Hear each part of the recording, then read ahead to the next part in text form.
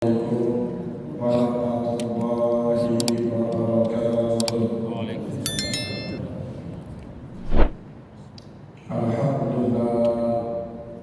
Alhamdulillahilladzi ja'ala ilma taharatan lin-nufus wa nuran lil-basair wa hadiyan ilal jannah. Asyhadu an la ilaha illallah wahdahu la syarika lah wa asyhadu anna Muhammadan abduhu wa rasuluhu shahibul Qur'an. Allahumma sholli wa sallim ala rasulika karim Muhammad sallallahu alaihi wasallam wa ala alihi wa ashabihi wa man tabi'ahum bi ihsanin ila yaumiddin. Summa amma ba'du. Puji dan syukur senantiasa dan tidak pernah bosan-bosannya kita panjatkan kehadiran Sang Maha Pencipta Allah Subhanahu wa Ta'ala, yang mana dengan limpahan karunia-Nya, rahmat-Nya, hidayah-Nya serta anugerah-Nya kepada kita semua, kita kembali masih diberi kesempatan, kesehatan, dan usia panjang oleh Allah untuk sama-sama dan senantiasa mengabdikan diri kita di jalannya dengan menjalankan segala perintahnya dan menjauhi semua larangannya. Salawat dan salam juga tidak pernah lupa pula kita aturkan kepada junjungan alam Nabi besar Muhammad sallallahu alaihi wasallam, di mana beliau telah bersabda dalam satu hadisnya, man arada dunya fa alaihi bil ilmi wa man arada al-akhirata fa alaihi bil ilmi wa man arada ma fa alaihi bil ilmi. Barang siapa yang mau bahagia di dunia, caranya dengan ilmu, dan barang siapa yang mau bahagia di akhirat, juga caranya dengan ilmu. Dan bagi barang siapa saja yang mau bahagia di dunia dan akhirat, juga caranya dengan ilmu pengetahuan. Bapak Ibu kaum muslimin dan muslimat, jamaah sholat maghrib dan juga isya yang dimuliakan oleh Allah, mari pada kesempatan malam yang mulia ini, sambil kembali kita niat iktikaf di rumah Allah, mari sama-sama kita kembali melanjutkan pengajian hadis kita dengan kitab Fathul Bari bi Syarh Sahih Bukhari karya Imam Ibnu Hajar Al-Asqalani rahimahullahu ta'ala. Dan insyaallah pada kesempatan malam ini, sebelum kita kembali akan melanjutkan bacaan kita dengan kitab yang keempat, Kitab Wudu, bab ke-33 di dalam Sahih Bukhari.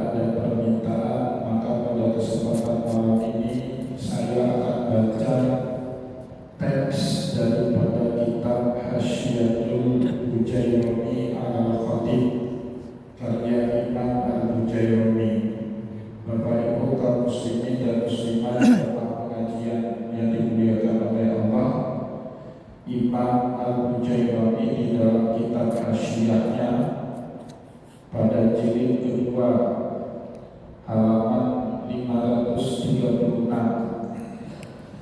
Beliau menjelaskan kepada kita setelah mengutip berbagai macam riwayat hadis bagaimana tata cara praktek sholat jenazah yang pernah dilakukan dulu oleh baginda Rasulullah, sampailah beliau kemudian pada sebuah kesimpulan setelah memulai berbagai macam riwayat hadis mengenai tata letak posisi kepala jenazah yang dilakukan dulu oleh baginda Rasulullah SAW. Kata beliau di dalam kitab Hasyiatul Bukhari, waktu dalam Rasul Zakari di jihati yasari imam, dan diletakkan kepala mayit laki-laki di jihati yasari imam, sebelah kirinya imam. Jadi kalau kiblatnya di depan kita, berarti letaknya kepala mayit itu yang laki-laki di sebelah kanan saya atau di sebelah kirinya imam. Jadi patokannya imamnya berdiri di kiblat, maka letak posisi kepala mayit laki-laki itu di sebelah kirinya imam. Wa yakunu khaliquhu li jihati yaminih, meskipun banyak orang mempraktekkan sebaliknya. Wa yakunu khaliquhu li jihati yaminih, kebanyakan masyarakat mempraktekkan tata letak kepala jenazah itu sebelah kanannya imam. Itu salah. Jadi Bapak Ibu yang jadi pegangan dalam syariat bukan yang diamalkan oleh banyak orang, tetapi yang dulu diamalkan oleh Rasulullah dan dipahami ulang oleh para ulama. Itu yang jadi pegangan. Jadi jangan biasakan yang salah-salah di masyarakat ini kita ikuti, Bapak Ibu. Yang salah-salah kita benarkan. Salah satu tujuan kita menggelar halaqah majelis taklim setiap malam minggu untuk meluruskan apa yang sudah dianggap benar di tengah masyarakat. Maka kemarin saat Pemkot Banda Aceh membuat pelatihan Fardhu Kifayah, saya bilang harus saja langsung mengajar, karena ada beberapa hal Bapak Ibu berkaitan dengan Fardhu Kifayah ini banyak kelirunya di tengah masyarakat kita, termasuk salah satunya saat meletakkan posisi mayit pada saat sholat jenazah.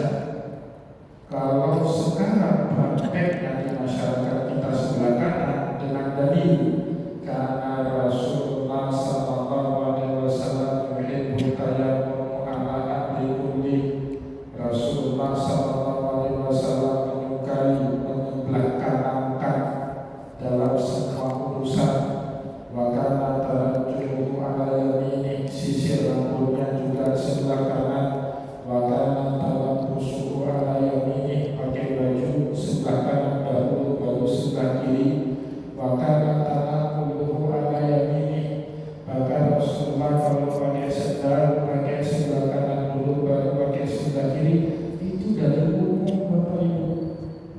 Dari umum ini tidak berlaku kalau dalam satu perkara ada tuntunan khusus dari Rasulullah.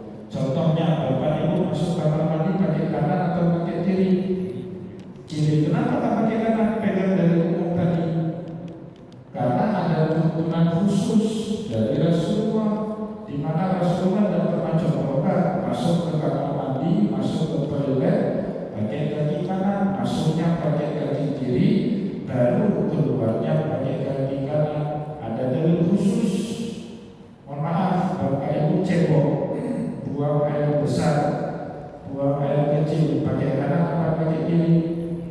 Jadi kenapa? Ada dalil khusus yang melarang kita menggunakan tangan kanan pada saat cebok air besar maupun air kecil.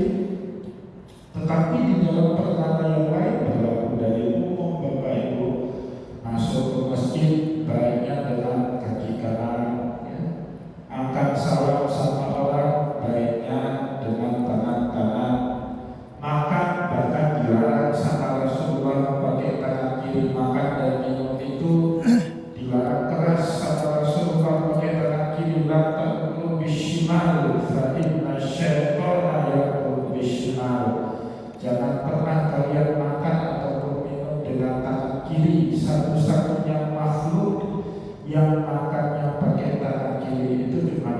cepat, kata Rasulullah.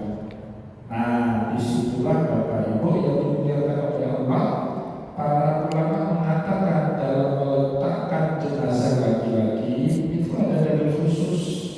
Dalil khususnya apa? Praktek yang dilakukan dulu oleh Rasulullah SAW,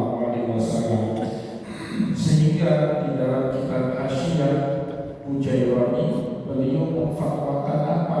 Waktu daru rasul dari lijihati yasadil imam, kepala mayat laki-laki diletakkan sebelah kirinya imam saat sholat, wa yakunu khaliluhu lijihati yamini, meskipun praktek yang lazim terjadi masyarakat meletakkan kepala mayat laki-laki sebelah kanan imam, itu keliru, itu salah, itu tidak sesuai dengan apa yang dicontohkan oleh Rasulullah SAW.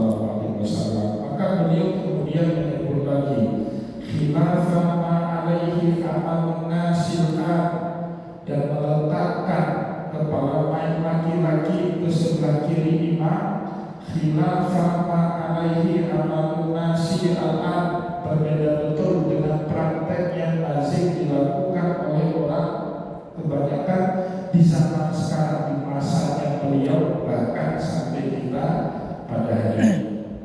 Jadi kekeliruan banyak di masyarakat, tapi harus dibetulkan meskipun itu bukan menjadi rukun dalam sholat jenazah. Itu bukan rukun Bapak Ibu ya, itu sunnah muakkadah, dilakukan baik dan dilakukan pun sholat jenazahnya sah, karena sholat jenazah itu rukunnya cuma niat, 4 kali takbir, dan yang terakhir salam menutup sholat. Cuma itu rukun daripada sholat jenazah. Tata letak posisi jenazah itu bukan bahagian daripada rukun sholat. Kalau terjadi sebaliknya tidak masalah. Tetapi kalau kita mau mengamalkan apa yang disepakati oleh para ulama sesuai dengan tuntunan Nabi, maka letakkanlah kepala mayat laki-laki itu di sebelah kiri imam pada saat sholat jenazah. Ya. Dan letak berdirinya di mana? Walaupun Rasulullah dijadikan ini, imam berdiri setelah dengan kepalanya mayat. Jadi kalau mayatnya laki-laki, kepala mayat laki-laki itu di sebelah kiri imam, dan imamnya berdiri pas di kepalanya mayat. Itu yang pertama. Amal unsa wal khunsa, adapun kalau mayatnya perempuan dan khunsa. Khunsa itu bukan, maaf, bukan banci Bapak Ibu.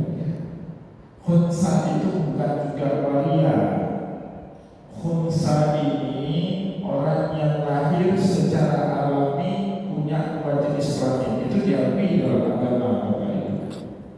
Beda dengan banci, maaf ya, beda dengan waria, itu tidak diakui dalam Islam, itu penyimpangan itu. Waria, banci itu penyimpangan, tidak diakui dalam agama, penyakit itu. Bahkan tegas Rasulullah SAW di dalam hadis mengatakan terlaknat la'anallahul mutakhannitsuna minar rijal, terlaknat laki-laki yang berpenampilan seperti layaknya seorang perempuan. Laknat itu Bapak Ibu. Dan juga sebaliknya, wala'anallahul mutarajjiluna minan nisa, begitu juga Allah mengecat dan melaknat keras semua perempuan yang berpenampilan layaknya laki-laki, perempuan maco ya seperti laki-laki, itu juga dilaknat di dalam agama. Jadi itu penyimpangan. Kalau ada waria ataupun banci yang meninggal dunia, maka dimandikan menurut kelamin asalnya Bapak Ibu. Kalau ada waria penampilannya cantik, perempuan asli, kan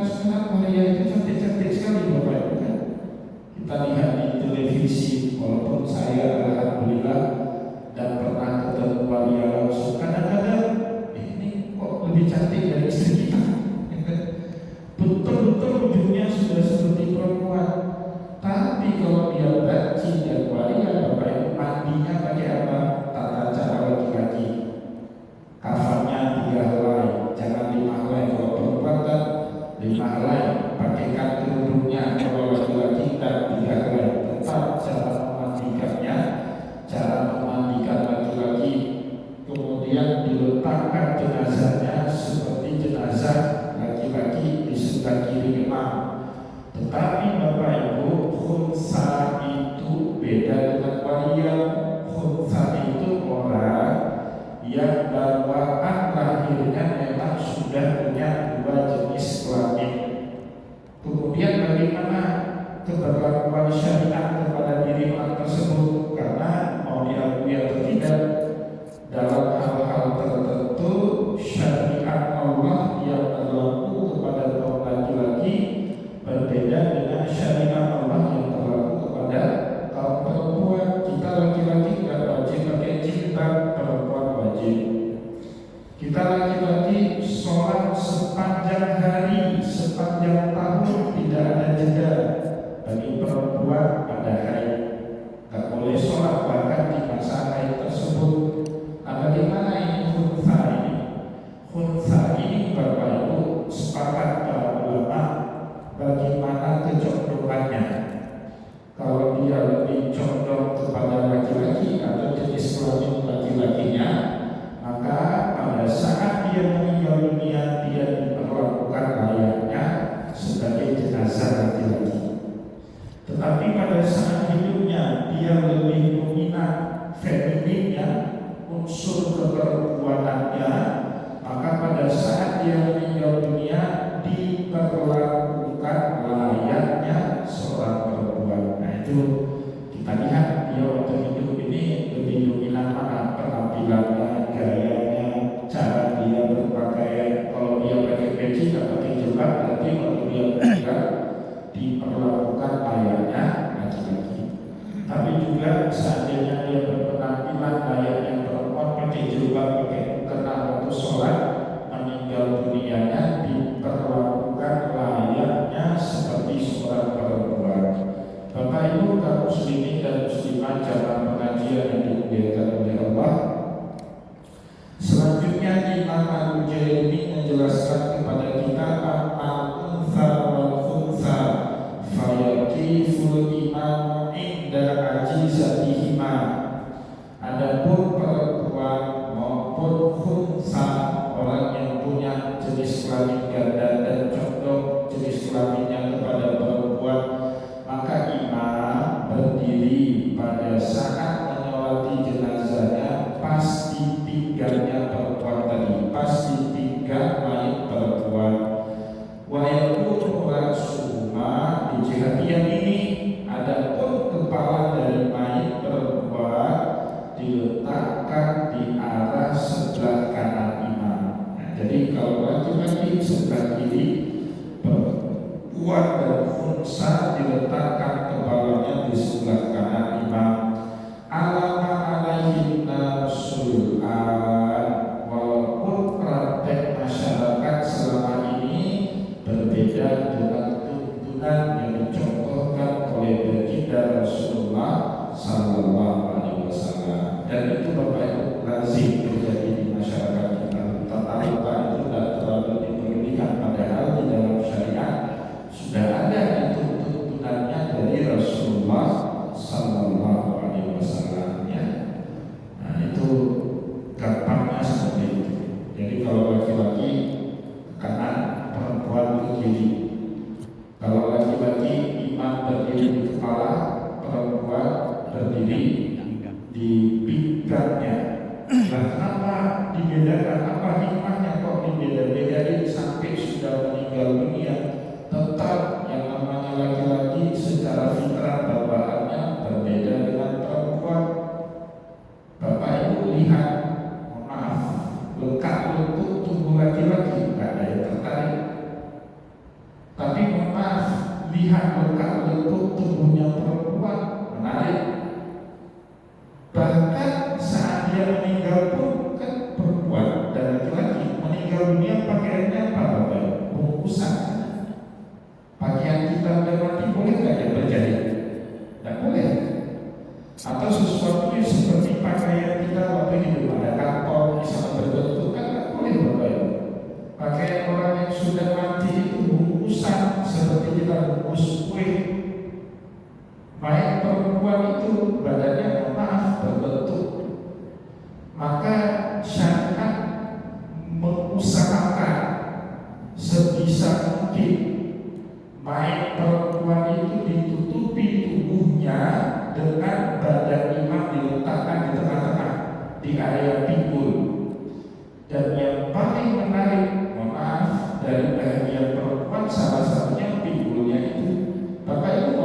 berdiri sholat jenazah mayatnya perempuan, apakah di sana perempuan atau laki-laki? Laki-laki ya. Nah, untuk itulah imam disuruhnya sama Rasulullah berdiri di arah pinggul perempuan. Tetapi kalau mayatnya laki-laki, berdirinya di arah kepala pertama. Yang kedua, Bapak Ibu, sebagai juga pengetahuan kepada kita, kalau kita tidak tahu ini siapa yang meninggal dunia, jenis kelaminnya apa, Bapak Ibu tidak usah ribut, nanya kanan, nanya kiri, yang ada buat gaduh. Lihat saja letak kepalanya naik sebelah kanan atau sebelah kirinya imam. Kalau sebelah kanan dan kemudian imam sholatnya menghadap ke kepala mayat, berarti fix mayatnya itu berjenis kelamin laki-laki. Berarti Bapak Ibu langsung sholat. Pada takbir yang ketiga tinggal baca Allahumma ighfir lahu warhamhu wa'afi wa'fu anhu, ya. Kalau sebelah kiri, ya, kalau sebelah kiri imam Allahumma ighfir lahu. Kalau sebelah kanan Allahumma ighfir lahu, Allahumma la tahrimna ajrana wa la tahrimna ba'da. Tanpa harus bertanya kanan kiri lagi, jenis kelamin apa si mayit yang akan kita sholatkan jenazahnya itu imannya dalam syariat. Sama juga Bapak di Jumat kita khatib pegang tongkat kan? Pegang. Di masjid kita pegang tongkat. Itu pegang tongkat pakai tangan kanan atau pakai tangan kiri? Kiri. Hah? Tangan kiri. Rasulullah kalau khutbah Jumat tidak pernah pegang tongkat pakai tangan kanan.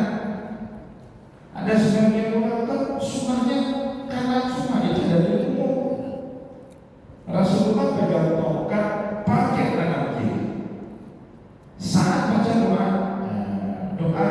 khutbah kedua itu kan rukun, tak boleh tak, terutama Allahumma ighfir lahu warhamhu, Allahumma ighfir lil muslimina wal muslimat wal mu'minina wal mu'minat al ahya'i minhum wal amwat, itu rukun. Rasulullah kalau sudah baca doa tangannya seperti ini, tangan kirinya pegang tongkat, tangan kanannya seperti ini, Allahumma ighfir lil muslimina wal muslimat. Kalau beliau pegang tongkatnya pakai tangan kanan, gimana beliau kali? Ya, di dalam hadis seperti itu. Nah, tapi di masyarakat kita ada sebagian khatib pegang tongkatnya pakai tangan kanan. Ya, padahal semua riwayat yang kita baca Bapak Ibu, apakah di dalam hadis atau di dalam kitabnya para ulama, Rasulullah sallallahu alaihi wasallam pegang tongkatnya itu dengan tangan kiri, bukan dengan tangan kanan, ya. Apa hikmah pegang tongkat itu Bapak Ibu? Untuk mengurangi gerak tangan, ya. Dalam khutbah itu tidak terlalu baik khatib banyak bergerak tangan, baiknya mengurangi gerakan tangan. Apalagi kalau nunjuk-nunjuk orang dengan tangan kiri, peganglah sampai Nabi tongkat Bapak Ibu. Itu salah satu hikmah kenapa Rasulullah sallallahu alaihi wasallam pegang tongkatnya. Ada beberapa hal lain lagi Bapak Ibu yang berkaitan dengan fardu kifayah kita, sebenarnya dan sesuai dengan tuntunannya Rasulullah. Contohnya memindahkan mayit dari satu tempat ke tempat yang lain dalam keadaan kotor. Itu di dalam syariat kita makruh. Baiknya jangan pernah dilakukan.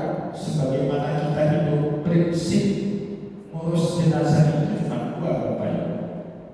Prinsip ngurus jenazah itu dua. Yang pertama, kita ngurus jenazah untuk dia berpenampilan terbaik untuk terakhir kali sebelum dia menghadap Allah. Nah, maka kalau darah jenazah itu ada darah, kita keringkan darahnya, kita hilangkan darahnya. Kalau dia bau, kita kasih dia minyak wangi. Pada bilasan yang terakhir, kita kasih dia airnya dicampur dengan kapur bagus. Tujuannya apa? Menampilkan jenazah dalam kondisi terbaiknya untuk terakhir kali. Itu tujuan pertama kita melakukan tajhisul mayyit. Yang kedua Bapak Ibu, sebagai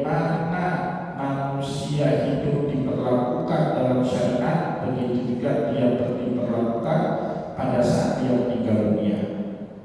Maka saat memandikan jenazah itu kan gak boleh nampak orang. Sama saat kita mandi, Pak, dimandiin sama orang, mau gak kalau orang kita terbuka? Tidak kan? Maka juga mandikan jenazah dengan menggunakan kain basah, sama seperti saat dia hidup. Bapak Ibu yang dimuliakan oleh Allah, saat kita hidup, kita dalam keadaan hadas besar. Itu boleh nggak kita jalan-jalan? Bapak Ibu, maaf, habis hubungan badan, dia jalan-jalan keliling badan, boleh. Saat kita meninggal dunia, kita dihukumi dalam syariat berhadas besar. Maka jenazah itu juga cukup dikuburkan, Bapak Ibu, tetapi harus dimandikan. Dihukumi dalam syariat dengan pisahnya roh dengan badan itu, kita sudah dalam keadaan hadas besar. Maka kalau mayit, ya lima kita orang kampung, misalnya meninggal dunia di RSUJK, udah mandiin aja di sana. Tugas orang kampung itu juga nanti menyolatkan dan menguburkan, dimandikan, sudah dikafankan, terus jangan dibawa dalam keadaan kotor. Apalagi kalau pindahnya itu jauh, bawa pulang lah di Selawak, bawa pulang lah di Luteng, itu sangat tidak baik. Bukan buat kitanya, buat mayitnya tidak baik, Bapak Ibu. Ingat prinsip kedua dalam mengurus jenazah, mayit senang diperlakukan seperti biasa itu, begitu juga dia mau diperlakukan seperti saat dia sudah mati. Ya, kenapa kita untuk mengkafankan mayit tidak boleh langkah mayit? Bapak Ibu waktu tidur enak, senang tidak dilangkahi? Bapak Ibu tidur di masjid ini kalau dilangkahi badan kita, senang tidak? Tidak kan? Begitu juga mayit, waktu kita bungkus dia dengan kain kafan, jangan pernah langkahi mayit. Tadi prinsip kedua, mayit senang diperlakukan sebagaimana dia hidup, juga dia senang diperlakukan yang sama ketika dia mati. Maka Bapak Ibu, mohon, ini yang sudah ada ilmunya kasih tahu, jangan pindahi mayit dari satu tempat ke tempat yang lain dalam dia keadaan kotor. Nah, kemudian yang ketiga, yang sering juga terjadi kesalahan, nunggu mayit. Misalnya mayit punya keluarga yang baru mau datang dari luar kota, mau lihat jenazah untuk terakhir kali, apa boleh itu? Boleh, Bapak Ibu. Kenapa nggak boleh? Rasulullah SAW saja yang wafat, Rasulullah SAW saja yang ngomong agar jenazah itu disegerakan mungkin, proses tajhiznya, proses kuburannya. Nabi yang ngomong itu aja meninggal hari Senin, tapi baru dikuburkan hari Rabu. Tapi itu beda Nabi. Kalau kita, kalaupun mau ditunggu jenazah, baik menunggu Bapak Ibu. Nah, jangan lewat hari, khawatir keadaan jenazah itu busuk, buruk, bertentangan dengan prinsip pertama mengurus mayit apa? Kita menampilkan mayit itu dalam keadaan terbaiknya. Coba Bapak Ibu, nunggu mayit datang, keluarga mayit dari luar daerah sampai 2 hari, berbelantung nggak itu mayit? Kalau sudah belantung, terjadi fitnah nggak sama mayit ini? Ya jangan belantung, mayit terjadi ngomong-ngomong nggak baik bagi mayit. Nah, sebab itu Bapak Ibu boleh tunggu jenazah, tapi beli kulo, jangan lewat hari. Yang pertama, yang kedua Bapak Ibu, baiknya jenazah itu ditunggu dalam keadaan dia bersih, tidak dalam dia keadaan kotor, dia meninggal dunia. Kan di masyarakat kita dibiarin seperti itu terus, gak dimandiin, gak dikafani. Kalau mayat yang belum dimandiin, belum dikafani, kita para pentakziah ini Bapak Ibu tidak bisa ngapa-ngapain. Ya paling cuma baca Yasin, baca Al-Quran, baca doa yang tidak formal menurut syariat. Belum bisa kita sholatkan jenazahnya. Baru bisa kita sholatkan jenazahnya kapan? Kalau dia sudah dimandikan, kalau sudah dia dikafankan. Kalau sudah dia dimandikan, dikafankan, Bapak Ibu para pentakziah, kalaupun buru-buru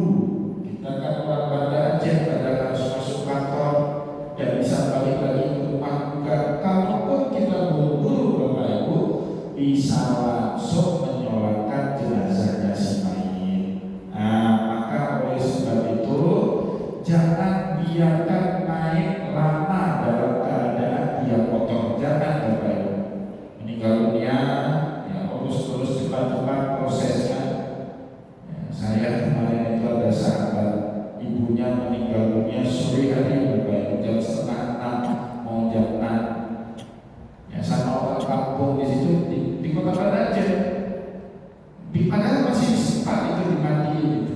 Ya. Tapi besoknya baru dimandiin. Ya mayatnya itu udah kaku Bapak Ibu kalau mau dimandiin. Kan tangannya seperti ini tuh udah susah itu dimandiin, udah kaku gitu. Besok paginya pun dimandiin sekitar jam 10 itu baru dimandiin. Masya Allah, kasihan itu. Jadi kepentingan naik yang paling utama dalam pengurus jenazah bukan kepentingan kita. Kadang-kadang kita punya kepentingan sendiri Bapak Ibu. Sudah dalam keadaan mati, sudah dalam keadaan mau pergi Jumat, meninggal dunia hari Jumat. Itu hadis Nabi semua sepakat dan ulama semua sepakat. Salah satu ciri orang husnul Fatimah itu kan meninggalnya hari Jumat. Ma'ata yaumil Jum'ati aw lailatal Jum'ati waqtahullah min adabil qabr. Barang siapa yang matinya pada hari atau malam Jumat, Allah Subhanahu wa taala jamin dia tidak akan disentuh oleh azab kubur. Tetapi juga Rasulullah SAW meminta siapapun sahabatnya meninggal dunia hari Jumat masuk kuburannya juga di hari Jumat yang sama Bapak Ibu. Kadang-kadang kita ini tunggu itu, akhirnya hampir lewat itu hari Jumat. Ya kan itu kan egonya kita kan itu. Kita tidak mempertimbangkan lagi orang yang mati. Beliau sudah husnul Fatimah. Lebih baik lagi kalau beliau masuk ke kuburannya di hari Jumat yang sama. Tapi kalau sudah tergelam matahari hari Jumat, sudah masuk tanggal berapa kan? Nah, maka saya bilang sama Aludin, ini beliau sudah baik, ini meninggalnya. Untuk keluarga kalau bisa cepat, ya, walaupun itu haknya keluarga, kita hanya bisa menyampaikan sesuai dengan pengetahuan kita tentang urusan tadi mayit. Jadi Bapak Ibu sebaik-baiknya kaum muslimin menurut hadis Nabi tadi meninggalnya di hari Jumat dan juga dia masuk ke kuburannya ada hari yang sama. Jangan ditunda lagi besoknya atau malamnya, lalu jangan itu Pak kasihan mayit. Dia sudah dapat husnul Fatimah tapi karena keluarganya ini itu pertimbangan ego kita orang yang hidup, bukan pertimbangan lagi orang yang sudah meninggal dunia. Nah, jangan sampai kita melakukan kesalahan-kesalahan seperti itu, apalagi kalau orang tua kita itu meninggalnya sudah dapat tanda-tanda ciri husnul Fatimah. Itu Bapak Ibu kaum muslimin dan muslimat jamaah pengajian beberapa prakteknya di tengah masyarakat kita, dan kalau yang lain juga masih banyak. Misalnya ada orang talqin, memang disuruh talqin juga, terutama talqin menjelang orang sakaratul maut. Latih mautan di kalimati la ilaha illallah itu khilaf di antara para ulama. Tapi talqinnya itu bukan di telinga. Main itu telinga kan bisa lagi dengar. Talqin yang disuruh sama Rasulullah di ubun-ubun sebelah kanan. Kenapa? Karena ruh itu ditarik sama malaikat Zabaniyah, sama malaikat maut itu dari kepala kita itu kan. Jadi Bapak Ibu kalau mau talqin main, ya, kalau sudah lihat ciri-ciri orang meninggal dunia itu kan, kalau kata Allah dalam Al-Quran itu kan kalla idza balaghatit taraqiya wa qila kalla idza balaghatit taraqiya wa qila wa dhanna annahu firaq wal tafatis bisa. Kakinya itu udah kencang. Bapak Ibu coba kaki diluruskan, kita masih hidup. Kalau kaki diluruskan, maaf, masukkan ini lewat, ya, atau nanti kita tidur suruh masukkan tangan sama istri kita dari bawah ini lewat, kita tidur. Orang mati itu udah tahan, tak lewat lagi tangan dicolok, itu udah pasti dia sudah mendatangkan jalan, udah kejar-kejar. Itu yang dimaksud wal tafat bisa dia mata mulai memandang ke atas, itu tutup aktivitas yang lain, baca Yasin, tutup itu semua apa? Ucapkan banyak-banyak kalimat la ilaha illallah, pelan-pelan, jangan dipaksa.